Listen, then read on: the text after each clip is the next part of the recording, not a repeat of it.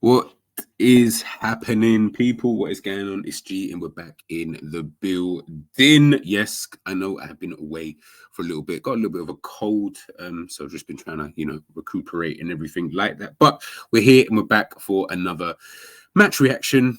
Just before the international break, Brighton versus Liverpool, as you guys can obviously see on the screen right now, it ended 2-2 at the Amex Stadium. Liverpool yet again, going 1-0 down, in a game, a mistake. Well, we'll get into that in a second as to whose mistake it actually was, but obviously a mistake in the game. Obviously, Brighton then took the lead. We then scored 2 goals, via Mohamed Salah, Liverpool's king, the only guy in the team that I probably trust, to, do anything for Liverpool, besides, Alisson.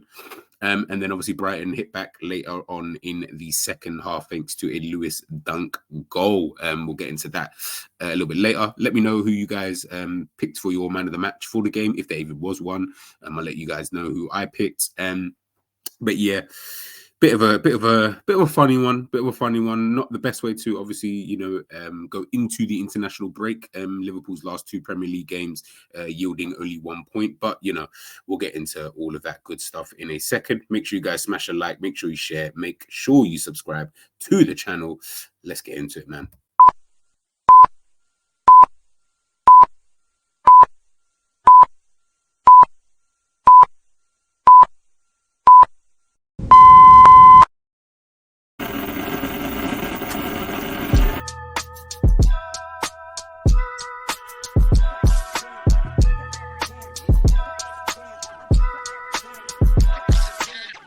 Through the lot, now you know I'm coming through. When the growth look good on you, best believe they wanna screw now. I've been trying to climb, devil threw me in the dark. Baby, don't be insecure, you can still go make a mark like blow. Could never let them drain my soul now.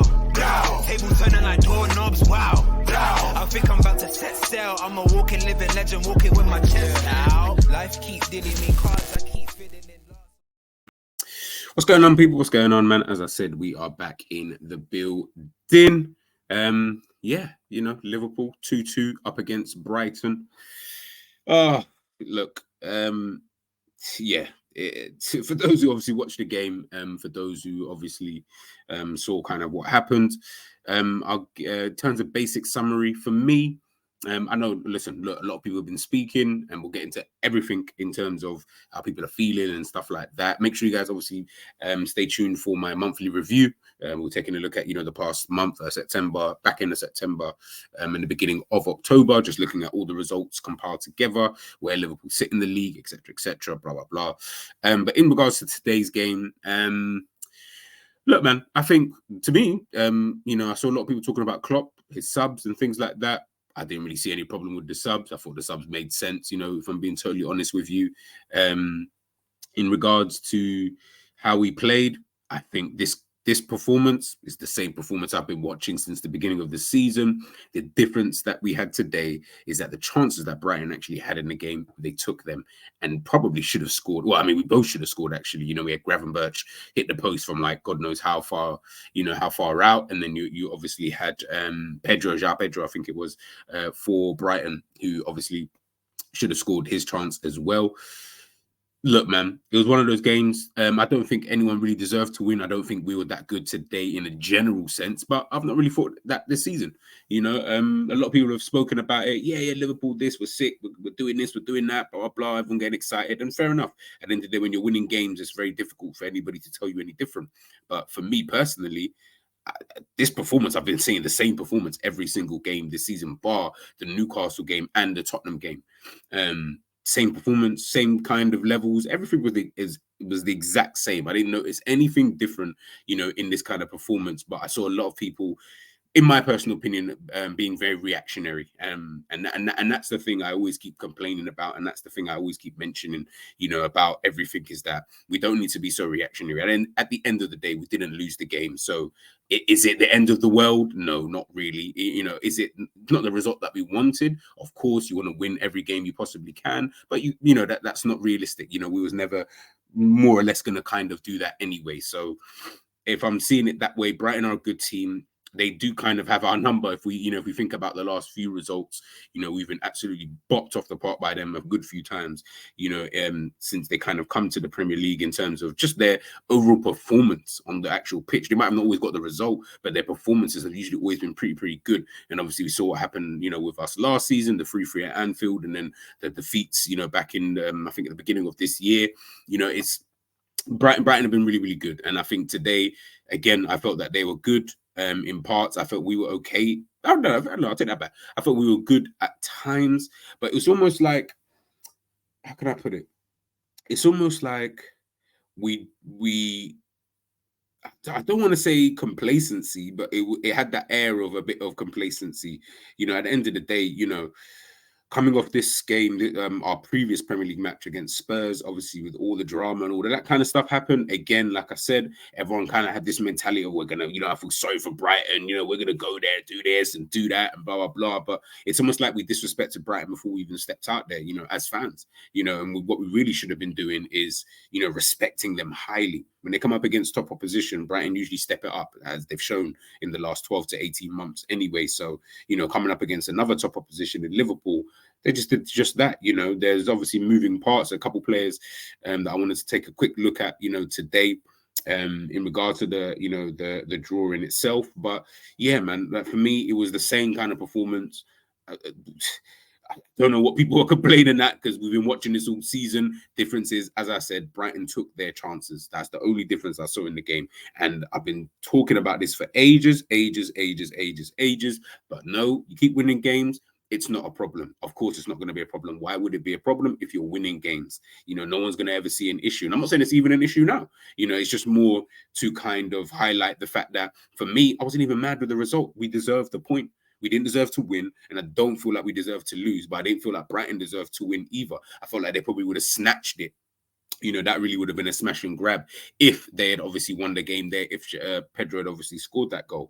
But a draw, I think, was fair for both teams. I think every Liverpool fan, I feel like that you would agree with that. But, I know there's going to be some people out there who are, just not going to do that anyway. But obviously, first player I wanted to take a quick look at was this man over here. Yes, and that is my boy. That is my guy.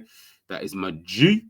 And that is Mohamed Salah. Let me just adjust the light real quick. Boom, boom, boom. Yeah, so Mohamed Salah obviously getting the 2 goals for us today, a penalty, and then obviously getting the second goal to put us 2-1 up just before half time. Weird one when it comes to Salah. It's always very, very weird when I'm thinking about Mohamed Salah, because I'm always like, overall in the game, you were a bit of a threat. I won't say that you wasn't. Most of our attacks anyway, and I'll show you guys now. Actually, you can see here in terms of our attacks at the bottom there of your screen. If I take the banner off, obviously what's happening down that right hand side. So in that kind of regards, yes, obviously we were always trying to feed Mo Salah. He's dangerous. It's just one of those kind of things when it does come to him, because he is so dangerous. That's why you're gonna, always want to try and get him the ball and, stuff like that. So yeah, in that kind of sense. But as an overall, yeah, it was okay. But it's funny because I've done the video, speaking about Mo Salah, should we sell him, blah blah blah. Me, look, he's my favorite player in the team. Would I actively want to sell him? No. Do I think it might be a smarter move to probably sell him? Maybe. Of course, that's just dependent on if we can see that this season, for example, if Mo Salah can maybe take his game to like a different type of level, then no, you don't sell him at all. I was just always in fear that, you never know with these kind of players when they reach these kind of ages, what the impact is on their bodies, what the impact is on their game and how they might play, the type of game they might play. Can they adapt? We saw with Ronaldo, wing wizard, bombing up down that, left-hand side or right-hand side, and then turn into a striker, cultured striker kind of thing. I was just wondering what Mo Salah was going to realistically, be able to do. But the guy is as fit as a fiddle, strong as an ox. He just seems to be able to just kind of power through. And I think with someone like Salah, with what he's been able to do for us this season so far, he is obviously still, in my personal opinion, and why I've always said it, he's Liverpool's best signing under Jurgen Klopp. I know we've got the Van Dijks and Alissons, and very, very good arguments, definitely very, very good arguments, but we can keep them out all day long. I have zero faith that the rest of these guys will be able to score the goals that he scores to help Liverpool to get, upper level kind of thing, and I don't know if we would have been able to sign someone, of that kind of quality. But again, that's a different conversation. And there's an argument for the two I just named there before as well. So I'm not going to go against it if you did pick anybody else. But for me, he's been Liverpool's most important player, in terms of when you just need a goal, you need someone to do something. He is the only one. I don't trust Diaz. I don't trust Nunez. I don't trust Gakpo. I don't trust John. I don't trust none of them. None of them. Absolutely none of them. Because none of them are even close to the level of a Mo Salah. They're not even close to that kind of level. They're all in like a bracket or two, below that. So when you've got someone like that world-class, genuine quality, ultimately for me, it's in these kind of games. Yes, I know we drew, but without him, then we lose that game. That's how I look at Mo Salah. Without him, sometimes I feel like we actually generally lose the game. Because he can always get us a goal, get us an assist, this, that, and the other. And if I'm being honest, this season, Mo Salah has just been. I don't even know, man. Honestly, I don't really even know. He just seems to be a bit weird this season in terms of, bro, what are you like? You went from, someone who was just like this, as I said, wing wizard, on that right-hand side, alongside Mane, Firmino, causing havoc, etc. All fantastic things, of course. But now, it's like he's just kind of changed it up a little bit in terms of being more of a facilitator, being someone who can, help out in other areas, of the pitch and stuff like that. If we, as I said, being that facilitator, but making space for other players, he's been able to kind of help players like a Darwin Nunez, who, may have just needed that extra bit of, help, should I say, so to speak. So, me personally, look, Mo Salah is Mo Salah at the end of the day. If we take a look, if I share my screen here for you guys, boom, boom, boom. Share this for you guys. Boom, boom, boom. Now, just see if you can just enlarge on that for you guys here.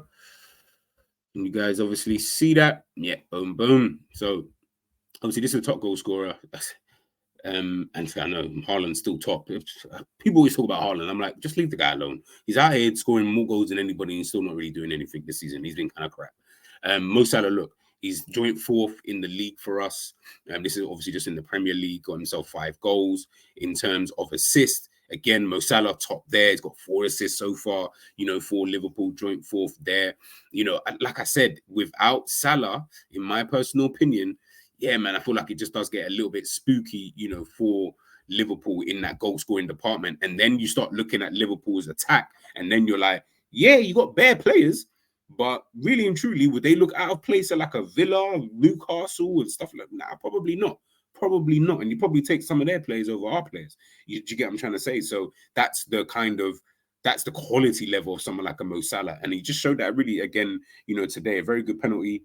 And yeah, second goal, pretty decent as well. So yeah, man, Mo Salah was calm. He was calm. I've seen better, but yeah, he was calm. He did his job at the bare minimum. He done what he needed to do to be able to help the team, going forward. It's just obviously at the other end is of course, where we keep having, some problems. Other player I'm looking at, Luis Diaz.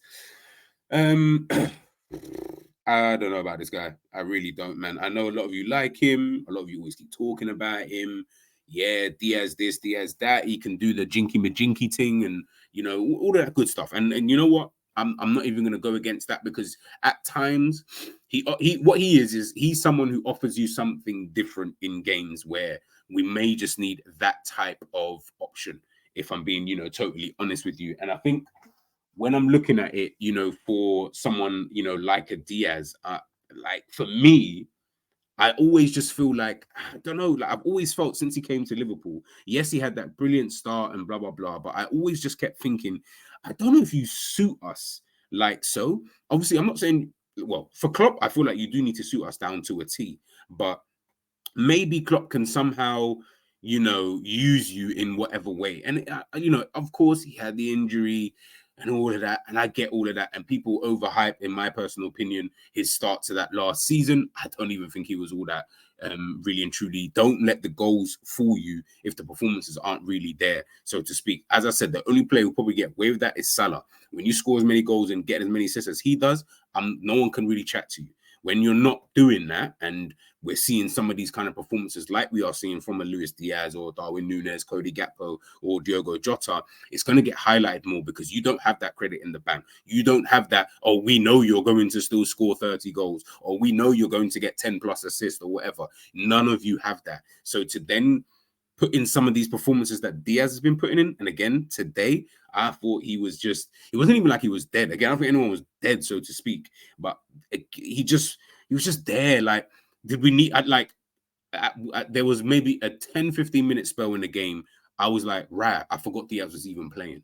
That's how just anonymous he was, in that game kind of thing. And the ball was even on his side. And I was like, oh, snap, that's Diaz. All right, cool. I didn't even know. So yeah, man, look, he's a nice player on the eye and all that kind of stuff. He's got, like I say, he's got the tricks and all these kind of things. But I just feel like for a Klopp type of system, you do not really suit this, bro. Do you get what I'm trying to say? Like, we need something a bit different, or you need to pattern up in some way, shape, or form, or Klopp needs to he needs to let you do exactly what you did in that first 6 months you were here.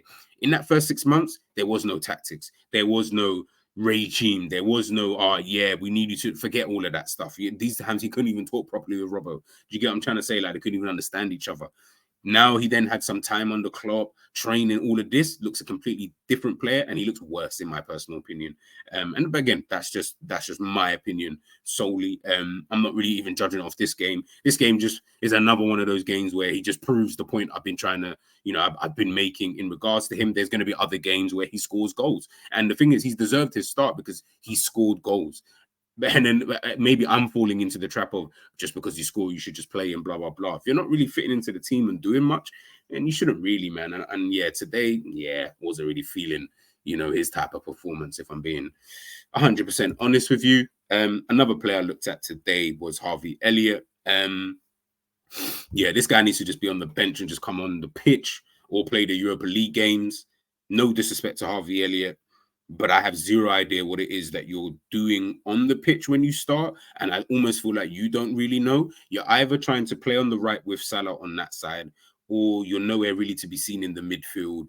It's too wishy-washy with him. I don't really get it. Like, I don't really understand the real functions of him, being on the pitch at times. Like, it's just so weird. Like, when he was on the pitch in that first half, I was like, right, like, excuse me, you're not really doing anything. You're not doing anything right. You're not doing anything wrong. You're doing nothing, like just nothing. Again, another player where it's like, oh, you're playing today. Oh, okay, cool. He might run around a lot, gives you bare energy. That's why off the bench, those kind of attributes will be really, really good. And some players just need to have their place in the squad. That's fine. Diaz, Elliott, them kind of man there, you can be bench players. I've got no problem with you being a bench player because, as I said, you do offer something. It's just, do I look at you and think, yeah, you offer exactly what we need for the team? Nah, not really.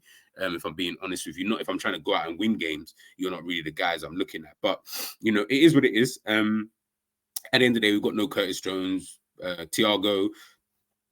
Who's Thiago? Bajcetic, whatever. Like, I mean, we've got these injuries in that midfield area again. They're starting to go up again.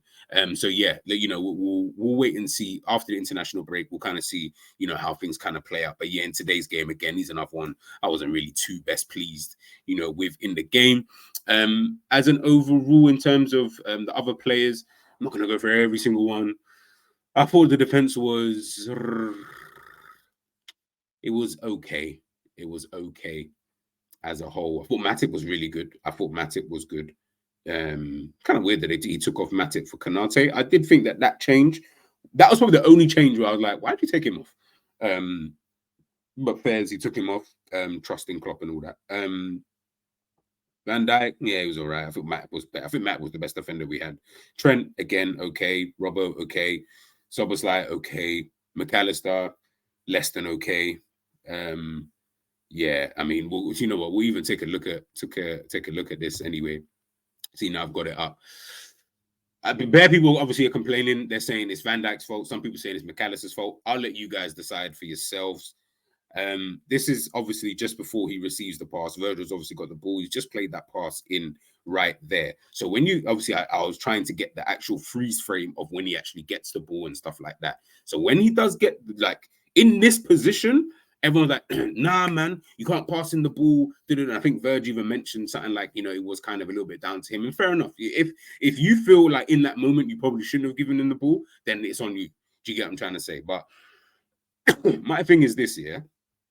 I'm sorry, but I'm looking at Verge, but I'm not looking at Verge. I saw Brighton do this bare times. Two man behind him. They're not even that close, but obviously by the time that he gets the ball, they're obviously on his neck. Problem is, he's not reacting to it at all. He's just like, I don't know. I don't know if he thinks he's got bare time on his hands or he just thinks that Virgil isn't going to pass it to him, even though he's already kind of shaped to pass to him. You got to realize the ball's already left his foot, by the way, and Max still doesn't even look like he's even in a position to be ready. So I'm like, all right, cool. I thought he would still get it. Just get it, pop it back, and think again. Not every move has to go forward. Sometimes it is just about popping it back, getting some of the Brighton players, moving them around. You might be able to then, pop it into who's that Robbo on the left-hand side there. I didn't feel like it was a problem giving him the ball here, if I'm being 100% honest. So I put that down to McAllister more than anything. Yes, maybe the pass could have been a bit more firmer potentially, but nah, man. We can't keep giving excuses to man. Like at the end of the day, when he was doing this at Brighton, that's what everyone kept telling me. Oh, gee, but when he's under pressure in that sixth position, blah blah blah blah blah, all of this crap that everyone kept telling me about what McAllister can and can't do in these kind of positions. Cool. Now we're giving you a ball in a position in a stadium that you know damn well. Do something with it, and he couldn't do anything with it. And then obviously he ended up losing the ball. Really, just being not even losing it, just wasn't quick enough. Do you get what I'm trying to say? Like he wasn't aware of his surroundings. Again, that's why I'm not going to place all the blame on McAllister because Van Dijk can see everything. He can see everything. He can see who is behind him. But Van Dijk mentioned they're trying to play out from the back, blah blah blah. So I'm only assuming that this is something that they have trained in training. This is something they have done, in training. So if they have done this, McAllister should be already expecting that football. He should already know that ball is coming to me. When Van Dijk gets the ball there, unless a man is in front of me or they're literally on my ass or whatever, I should be able to receive the ball here. I'm okay under pressure, pop it back. So that's why I'm like, nah, if I had to do it, split it, I'll say 80% on McAllister, I'll give 20% to Virgil. I'll probably say that much because at the end of the day, I still think McAllister should be taking that ball and popping it back. Do you get what I'm trying to say? Like all of this, people giving me mad excuses as to why, nah, but if you play football, then, and to me, that's then how I know man can't take the ball under pressure. I just know, like from when people are trying to give me that, I just know you cannot take the ball under pressure. Let me give you the ball when there's bare space because then you'll be okay. And that's fine. Again, under pressure ain't for everybody. But for McAllister, I got told that he could do that. Do you get what I'm trying to say? And for Brighton, I saw him do that. But for Liverpool, in this midfield, this brother is just, I don't know, man. Like, I've spoken about it 101 times. I'm just done with him in that position kind of thing. You do need to just get him further forward. Whether he can acclimatize to it, I don't know. Maybe he can, maybe he will, maybe he won't. I don't know. Give him the time. Cool. We can do all of that stuff. But right now, we have to judge and assess what we're seeing today. And again, today, I thought that he was good in parts. He was good in the McAllister parts, i.e., he can pass the football, he can dribble, he can do all that. He can do all of that stuff, and I know he can do it. When we're asking you to do the job that Klopp is asking you to do, yeah, that's where I feel like miss me with that. I'd rather you just play someone else. Someone mentioned on Twitter, I saw the tweet, I forgot to to get it up, and they were like, Klopp mentioned, yeah, and everyone I saw saying, you don't know nothing about Endo, like not me specifically, but I was talking about people in general saying, you know nothing about Endo. Give him a chance. Klopp saying, give him a chance. You just got here, blah, blah, blah. Brother, Klopp, you need to give him a chance. How about that? Because you ain't even giving him a chance. So when we're seeing that as fans, why would we then sit there and be like, oh, yeah, like when we're talking about players who can play in certain positions, we're not thinking about Endo because you're not thinking about Endo. So why would we think about Endo? You get what I'm trying to say? Like these kind of things, they feed off onto fans, man. So that's where Klopp needs to pattern up in that kind of department. If he still thinks that McAllister can continue doing a job there, he ain't watching the same games that we're watching at the end of the day. I think he's been piss poor almost, bar maybe a game or two, since he's been at the football club. he just looks so uncomfortable in that position. Like it just looks weird. Or it's not even uncomfortable in the position. That's maybe a lie. The role that he's being asked to do, I'm like, yeah, you're not really getting the best out of this brother in this type of role, man. I think you need to get him doing something else where he's just a little bit more comfortable, and then we can obviously move forward and push on kind of thing. But Klopp's the manager, trusting Klopp. We do, we move. But yeah, man, take a look at some of the stats. Excuse me, just got here. 14 shots each in the game. We had 4 on target. They had 3. We had 5 shots off target. So the day, block shots, blah, blah, blah. So again, like I said, even game. That's why I say I felt like neither team really deserved to really win the game. They had more big chances than we did, and they missed more than we did. So yeah, look, honestly, I just felt like, in a general sense, it was more of a even game, so to speak. Looking here again down that right hand side. I know everyone was saying Trent was marvelous. He definitely was not marvelous. We're definitely watching a different game. But down that side again, Matoma wasn't even that good. Yeah, I didn't even think he was, or I didn't think he was that good anyway. But down that side, they were getting a little bit of joy. They were finding space. They were finding pockets of space, especially in that second half. Adringa, who scored the goal, I thought he was excellent. He was my man of the match anyway, because I didn't have anyone as man of the match for Liverpool.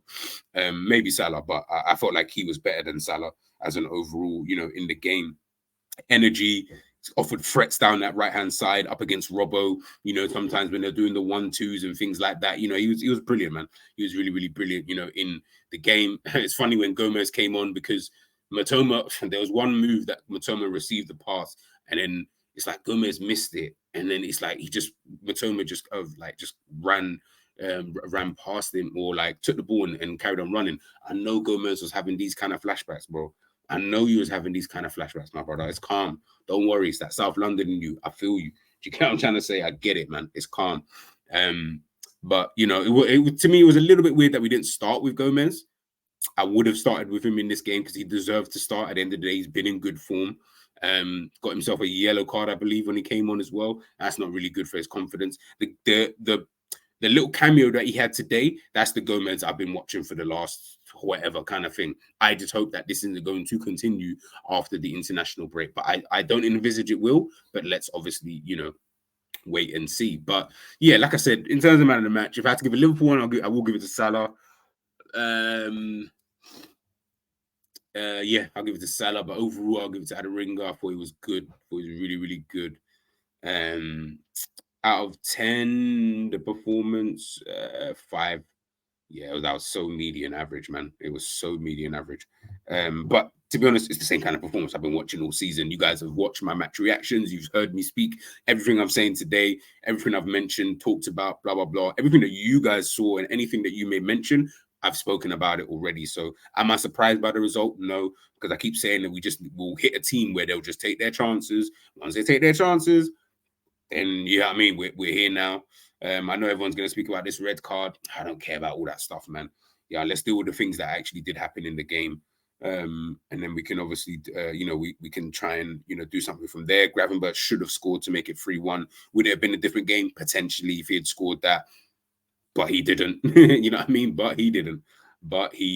Nunes, he was okay today. Yeah. I'm not really talk too much on the subs like that.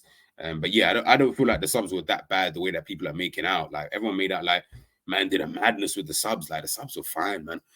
Let's not make excuses, man. This is the type of performance we've been seeing all season. We're just mad because Brighton took their chances. That's all it is, man. But it is what it is, and we've just moved on to the next game. We didn't lose, so we're good to go. We're in the top 4. Arsenal just beat Manchester City 1-0, so obviously we're behind them. I think we're behind both of them actually at the time. So yeah, we just have to move on to the next game after the international break. I do not know who Liverpool are facing. I think it might even be Everton potentially. Derby at Anfield. So yeah, let's just wait until that game and then see what is up. But yes, people, let me know in the comments, who's your man of the match? How did you think the game kind of went? How did you kind of rate the team's performance, in this game? What did you like? What didn't you like? Let me know what you guys are thinking and what you guys are saying. Make sure you smash a like, make sure you share, make sure you subscribe. We are still on the road to 900 subs. So please, please, please, if you haven't done so already, please make sure you're smashing that subscribe button for me. And make sure, if we can, possibly get to 20 likes on this video. I'm G, match reaction done. I'll see you guys for another match reaction after the international break. We are out.